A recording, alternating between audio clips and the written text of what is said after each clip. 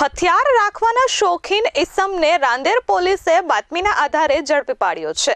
Tempo ચાલક પાસે 2 જીવતા કાર્ટીજ અને દેશી હાથ બનાવટની પિસ્તોલ મળી આવી હતી।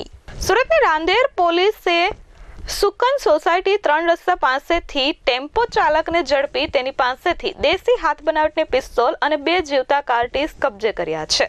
પોલીસને બાતમી મળી હતી કે ટેમ્પો ચાલક સમીર ઉર્ફે બાટલો સલીમભાઈ શેખ હથિયારોનો શોખીન છે, જેથી પોલીસે શંકાસ્પદ હાલતમાં તેને ઝડપી પાડ્યો હતો। તેની પાસેથી દેશી હાથ બનાવટની પિસ્તોલ અને 2 જીવતા કાર્ટીજ મળી આવ્યા હતા। આ અંગે પૂછપરછ કરતા ઘાતક હથિયાર 8 મહિના અગાઉ મધ્યપ્રદેશ ટ્રકમાં ગયો હતો। તે સમયે કોઈની પિસ્તોલ ચોરી લાવ્યો હતો।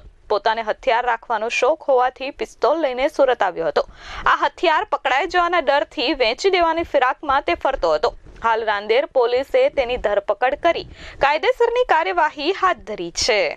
Bureau report S24 news Surat.